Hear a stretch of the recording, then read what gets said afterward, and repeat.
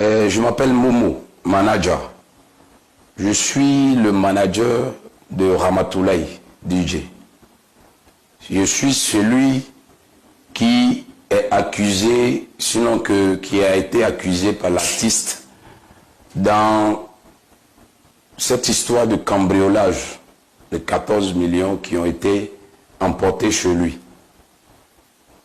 Déjà, pour commencer, je souhaite, sinon que je vais vous dire toute la vérité, mais pour commencer, c'est un marabout que l'artiste a envoyé, qui a utilisé la méthode de balai. On prend le balai, on met sur le cou là, qui m'a désigné comme le coupable, sinon qui m'a désigné comme celui qui a organisé ce cambriolage. Je vais tout vous expliquer. Je n'avais pas voulu faire une sortie. Ça fait 10 mois aujourd'hui que cette histoire de cambriolage dure. Ça fait 10 mois aujourd'hui. Je suis resté silencieux pendant 10 mois. J'ai été accusé par un balai. Un balai que quelqu'un a utilisé pour me prendre comme le coupable. Je suis resté silencieux depuis 10 mois parce que je me disais que l'affaire était au commissariat et que ça devait prendre le temps que ça allait prendre. Une affaire de justice, forcément ça prend du temps. L'enquête et autres, forcément ça prend du temps. Donc ça fait 10 mois que je suis dans l'ombre, ça fait 10 mois que je n'ai pas d'activité, que je suis dans mon coin, attendant patiemment que le commissariat qui est en charge de cette affaire-là finalise l'enquête. Et hier, l'artiste a fait une sortie sur une chaîne où il m'a mentionné comme celui qui a cambriolé sa maison. Je vous explique toute l'histoire. Nous étions au Palais de la Culture le 1er octobre 2023. 1er octobre. L'artiste avait son concert au Palais de la Culture, comme chaque année. Nous étions au concert et pendant que nous étions au concert, j'étais avec l'artiste au concert et le cambriolage a eu lieu chez lui à la maison. Après le concert, on se retrouve avec toute l'équipe. On va faire la fête quelque part. Et là-bas, je crois il y a 2 membres de sa famille qui décident de rentrer. Il y a un chauffeur qui les accompagne avec une des voitures. Et quand ils arrivent à la maison, ils constatent que la maison était cambriolée. Donc ils appellent l'artiste pour l'informer. Donc l'artiste nous prend de côté et mon second et moi, on était 2 managers. Moi je suis son manager général et l'autre mon second. Donc il nous prend de côté nous 2 pour ne pas gâcher la fête. Et voilà ce qui vient de se passer, hein, donc il faut qu'on aille à la maison. Donc on laisse toute l'équipe faire la fête et on se prend, on va chez lui à la maison. Donc on arrive à la maison, on constate effectivement que la maison était cambriolée. Et on retourne, on laisse toute l'équipe finir la fête et on revient avec eux à la maison pour que chacun puisse voir les faits de ses propres yeux. Donc on arrive à la maison, tout le monde constate que la maison était cambriolée. Donc le lendemain matin, lui et moi devons voyager pour Daloa. Donc on envoie quelqu'un porter plainte au commissariat de Benjerville. Et lui et moi on prend la route pour Daloa. Donc pendant que nous étions en chemin pour Daloa, il y a un manager qui est à Yopougon, qui est son ami, qui le contacte. Bon, et je viens de voir sur les réseaux sociaux que tu as été cambriolé hier. Moi j'ai quelqu'un qui peut attraper les voleurs. J'ai quelqu'un qui peut attraper les voleurs ou les complices des voleurs. Donc nous étions dans la voiture ensemble. Il dit ok, je te rappelle. Il raccroche. Il dit ah manager, voilà ce que le gars dit, hein. Qu'est-ce qu'on fait? Le cambriolage tel que ça s'est passé, c'est forcément quelqu'un de notre entourage qui a fait le coup. Forcément. Quelqu'un qui connaissait l'heure à laquelle on allait revenir.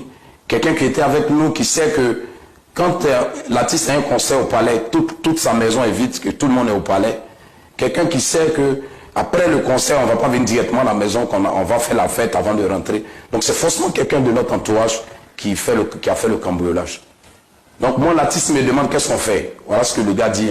6 mois, je dis à l'artiste qu'on ne fait pas, parce que cette histoire de maraboutage, hautement personnellement, je n'ai jamais cru en ça. Mais si je dis à l'artiste qu'on ne fait pas, il va penser que je suis dans le coup. Parce que là, on soupçonne tout le monde. Hein. Donc, je dis, ok, s'il pense qu'il peut attraper les voleurs, il n'y a pas de problème qu'ils viennent, on va le faire. Donc, c'est comme ça qu'on a parlé dans la voiture. Il a rappelé le manager. Il dit, bon, le gars va prendre 150 000. Le marabout dit, il va prendre 150 000 pour venir faire le travail. Donc, on va en voyage. On revient le lendemain. Et quelques jours après, le vendredi qui suit, on était en spectacle, peut-être 19 h 20 h, on avait des spectacles, donc on était en spectacle. Et le manager est venu avec le marabout, j'étais à Djamé, ils appelaient l'artiste, et il ne décrochait pas parce qu'on était en spectacle. Donc il me joint.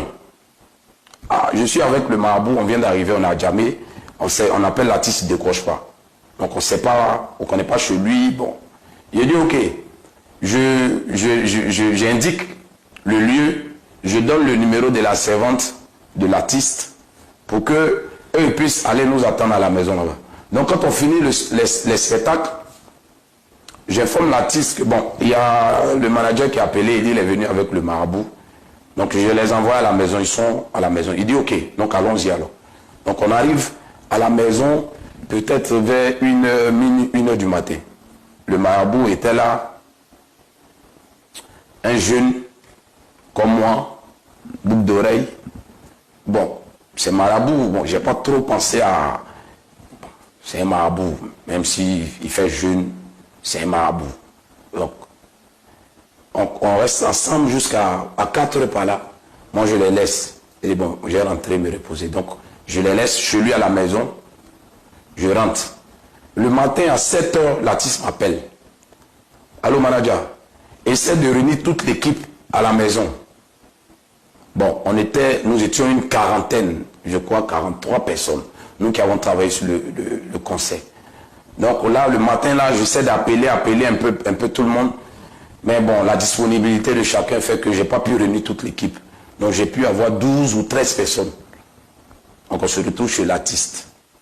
Et le marabout commence son travail qui consistait à mettre un balai. Tu t'assois, il met un balai. Si ce n'est pas toi, selon lui, le balai se détache. Tu passes. Donc tout le monde est passé. Moi, j'étais le dernier. Tout le monde est passé. Moi, j'arrive, le balai me bloque. Frère, c'est pas moi. Tout le monde était étonné. Le manager de l'artiste, son homme de main, c'est lui qui a organisé le cambriolage. Même l'artiste, même au départ, ne croyait pas. Non, c'est pas Momo qui a fait ça. Le marabout, il reprend. Une deuxième fois, tout le monde passe. Moi, je viens, ça me prend. Une troisième fois, il dit, frère, je ne sais pas ce qui se passe. Hein. Je ne sais pas si c'est un complot. Mais ce n'est pas moi qui ai monté ce coup. Ce n'est pas moi qui ai fait le cambriolage. Le marabout dit, c'est moi. Et que depuis lui, il fait son affaire de marabout, ça n'a jamais menti. Que c'est moi qui ai fait le coup. C'est moi qui ai organisé tout ça. Et le marabout dit que j'avais des complices, que j'avais 2 complices. Que c'est moi qui les envoyais, qui sont 2. C'est moi qui ai indiqué où ils devraient passer, comme ça, pour venir faire le coup. Il a dit, c'est pas moi. Donc comme je niais, le marabout dit, ok, lui depuis il fait son truc, ça ment pas. Qu'il va faire un truc, si en 24 heures, je ne suis pas venu moi-même dire la vérité à l'artiste, je sais pas, je vais devenir fou, ou bien quelque chose va m'arriver, un truc de ce genre. L'artiste dit, ouais, vas-y, fais. Même si ça peut le tuer, ça n'a qu'à le tuer. Je comprends, il est dans la colère, il est surpris. Donc c'est normal qu'ils disent ce genre de truc. Ok. Mon séance tenante, parce que ça commence à créer une tension à la maison, je commande mon yango, je quitte la maison. Je vais au commissariat. Ah, on a porté une plainte ici pour l'affaire de cambriolage de ce Ramatoulaye. Ok. Bon. Là, l'artiste est venu avec un marabout qui me désigne, qui m'a désigné comme le coupable du cambriolage. Donc moi, je suis venu porter plainte contre ce marabout Et le manager qui est venu avec le marabout, parce que je vois un complot, je ne sais pas si c'est le manager qui veut ma place, ou je ne sais pas, mais je vois ça, je suis venu porter plainte contre eux. Ils ont été clairs avec moi. Ils m'ont dit que cette histoire de mysticisme, maraboutage et autres, ici on ne prend pas ça en compte. Vous avez porté une plainte, laissez-nous continuer, laissez-nous faire mener l'enquête. On ne peut pas se baser sur le mysticisme pour t'accuser. Donc laisse-nous mener nos enquêtes. Quand on va trouver la solution, sinon la formule, le coupable, on vous dira. Donc c'est comme ça que depuis le jour où le balai m'a désigné comme le coupable, l'artiste et moi, donc ça fait 10 mois aujourd'hui que je défile au commissariat. Je défile là-bas. Je pousse pour que ça puisse aller un peu plus vite, pour que la vérité soit établie, pour que mon image soit lavée, parce que le marabout, c'est un complot. Il a menti. C'est pas moi qui ai fait le cambriolage. Donc, je veux que l'enquête s'accélère. Je défile au commissariat. J'habitais à la Riviera. J'ai aménagé à Benjerville. Je vis à Benjerville ici, proche du commissariat. Parce que les allées-venues, je ne travaille plus, ça fait 10 mois. Quel artiste va vouloir travailler avec un manager qui fait des coups bas? Donc, j'ai déménagé, je suis à Benjerville. Et chaque jour, je suis au commissariat. Je défile là-bas. Ah mais, le conseiller lui-même, il ne vient pas. Celui-même qu'ils ont volé ces 14 millions, il ne passe pas ici. C'est toi qui défiles tout le temps. Et l'artiste lui-même, il dit bon, je ne sais pas. Mais c'est moi qui suis accusé. Moi, je veux que les choses aillent vite. Je veux que la vérité soit établie. Donc, ça fait un bon moment que j'étais un peu découragé parce que 10 mois d'attente, ça me décourageait. Donc, ça faisait un bon moment que je n'étais pas arrivé au commissariat. Et je suis allé, je crois, le lundi passé. Je suis allé le lundi au commissariat. Et bon, c'est par rapport à l'affaire de Ramatoulaye. Où est-ce que nous en sommes avec l'enquête? Et l'officier qui est en charge de l'affaire me dit que ton artiste est au courant. Il est au courant parce que quand je défilais au commissariat, on me dit que c'est pas moi le plaignant. Donc on ne me donnait pas trop de détails. Que si je veux plus de détails, de me référer au plaignant qui est l'artiste Ramatoulaye. J'avais plus de contact, donc chacun, voilà. Donc au commissariat, on ne me donnait pas trop de détails. On me dit de me référer à lui parce que c'est lui le plaignant. Donc c'est lui qui avait toutes les informations. Donc dernièrement, quand je retourne, le gars me dit, mais l'artiste est au courant de l'affaire. On a tracé et on sait qui a fait le coup. Un de ses anciens managers qui a fait le coup. Mais il a quitté le pays. On n'a pas encore mis la main sur lui. Il a quitté le pays. Mais ce n'est pas toi. L'artiste sait que ce n'est pas toi qui a fait le coup. Donc, il faut vaquer à autre chose avant que peut-être on finalise, qu'on mette la main sur le concerné, le véritable coupable. Donc, moi, le lendemain, je contacte l'artiste. Je dis, bon, frère, ça fait 10 mois aujourd'hui que cette affaire-là dure.